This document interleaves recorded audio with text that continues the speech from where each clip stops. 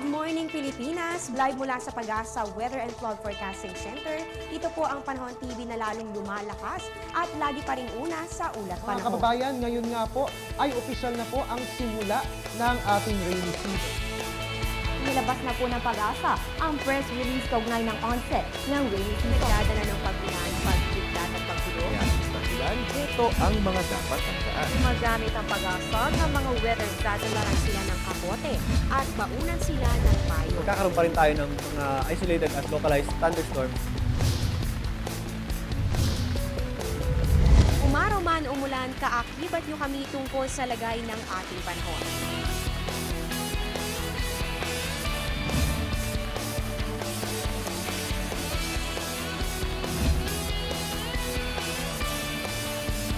Dahil sa Panahon TV, walang pinipiling panahon ang pagbibigay impormasyon.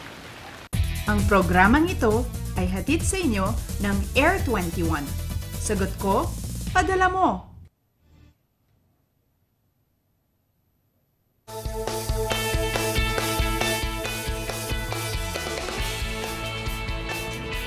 Isang magandang umaga, Pilipinas. Aba, marami pong nakangiti ngayon dahil holiday o long weekend po. Sulitin po at gamitin sa tamang paraan, ha? Siyempre, wag rin natin kalimutan ang tunay na dahilan kung bakit walang pasok ngayon.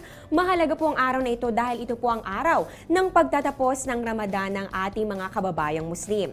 Sabay-sabay nating simula ng panibagong araw na ito ng may sigla at magpasalamat po sa lahat ng biyaya na natatanggap natin. Live mula sa Pag-asa Weather and Flood Forecasting Center, ito ang Panahon TV na mula Lunes hanggang Linggo, unang maghahatid sa inyo ng pinakabagong ulat panahon. Kasama nyo ngayong Biyernes, August 9, 2013, ako ang inyong weather lover, Amor La Rosa. Time check muna tayo, Philippine Standard Time po natin ngayon ay 5:01 ng umaga. At tulad nga po na nabanggit ko kanina, ngayon nga po ibibigyan natin ng daan ang pagdiriwang ng Eidil Fitr, ang marka po ng pagtatapos ng Ramadan ng ating mga kababayang Muslim. Bilang tanda po ng pagpapasalamat, dito po ay magaganap ang pagtitipon-tipon ng mga sumasamba sa moske. Ngayon rin po ang pagtatapos ng kanilang fasting o yung hindi po pagkain ng ilang araw bilang tradisyon at pagpapatunay ng kanilang pananampalataya. Kaya para po sa lahat ng mga Muslim, binabati po namin kayo at naway maging masaya at mapayapa ang araw ng pagtatapos ng inyong Ramadan. At ngayon naman po, para po hatid na po sa atin ang nilalaman ng 5 AM weather forecast ng Pag-asa, makakasama po natin si Mr. Meno Mendoza na weather forecaster ng Pag-asa. Good morning, Mr. Mendoza. Good morning sa iyo, Amor, at magandang umaga na rin sa ating mga manonood. Mr. Mendoza, kahapon po ay nag-umpisa na tayong magbantay sa panibago na namang low pressure area na una pong namataan dito po sa east of Davao City. So sa mga oras na ito po ba, ano na po bang nangyari dito? Ito po ba ay nalusaw na? Nasaan na po ba ang lokasyon nito at yung magiging track nito? O meron pa po ba itong chance na maging isang bagyo? Sa ngayon, yung low pressure na ito ay nandito sa area ng bandang Cuyo, Palawan. At ito ay nananatiling low pressure area at ito ay gagalaw papuntang west. So, yun ang nakakapekto ngayon dito sa ating sa bandang Visayas at Mindanao. Gaya na rin dito sa Southern Luzon at Palawan. Mr. Mendoza, sa ngayon po ba, bukod po dito sa namamataan nating low pressure area na nabanggit nyo nga po, ay nandito na po sa may bahagi ng Palawan, meron pa po ba kayong panibago o iba pang mga sama ng panahon na namamonitor dito po sa loob o sa labas man ng ating park? Sa ngayon may nakita tayong ito ay actually tropical depression na ito ay nasa labas ng ating bansa, nasa bandang Pacific Ocean pa.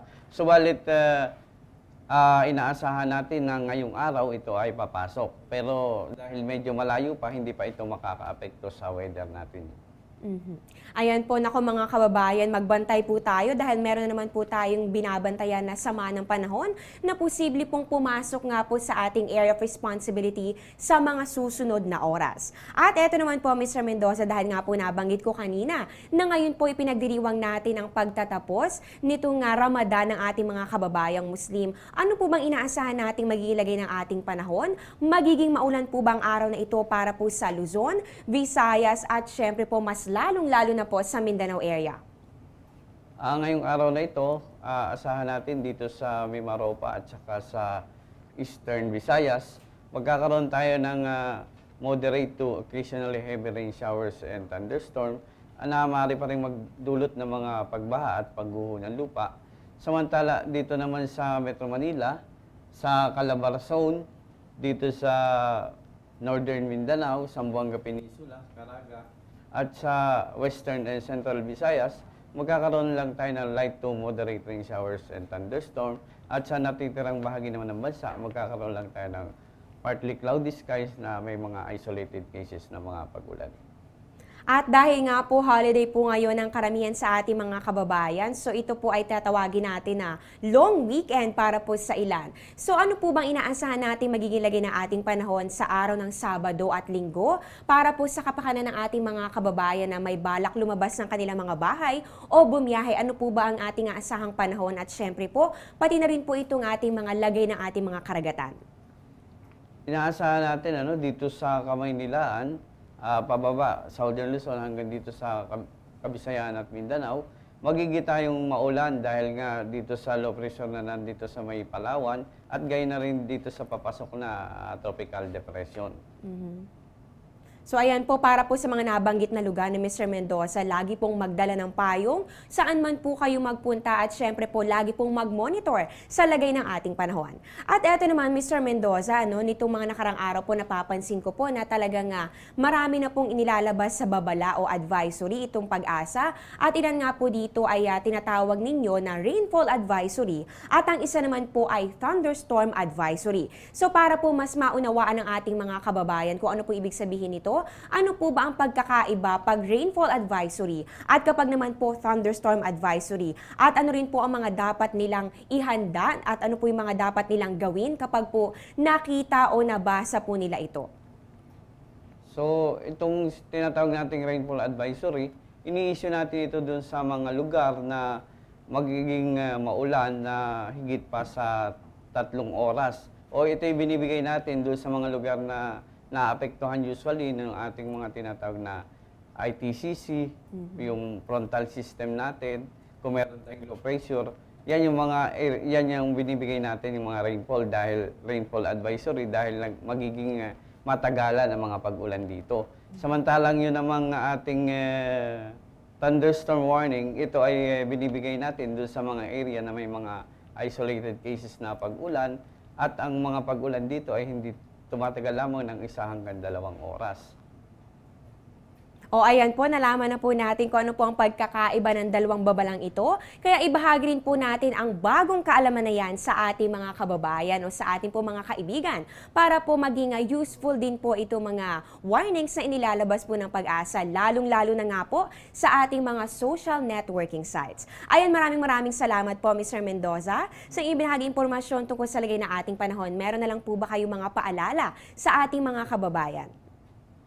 Paalala lang natin doon sa Eastern Visayas at saka dito sa bandang Mimaropa na maapektuhan ng mga pag-ulan. Maaari pong magkaroon ng mga pagguho ng lupa sa mga area niyan at mga pagbaha. Maging alerto lamang po tayo. Ayan nga po at natunghayan po natin si Mr. Meno Mendoza na weather forecaster ng Pag-asa. Ngayon dumako naman po tayo sa sunrise at pati na rin po sa sunset. Sisikat po ang ating araw mamayang 5:41 AM at lulubog naman po ito 6:22 PM. Ang moonrise po natin ay 7:22 AM, moonset naman po natin ay 7:09 PM at ang ating illumination po ay 4%. At para naman po sa ating phase of the moon sa August 14 po, magkakaroon po tayo ng first quarter moon. Para naman po sa ating tidal predictions, ito po ay courtesy of NAMREA. High tide po natin ay 12:19 AM, yan po ay 0.58 meters. At ang low tide naman po natin ay 3:41 PM, yan naman po ay 0.47 meters. Magbabalik pa po ang Panahon TV pagkatapos ng ilang mga paalala.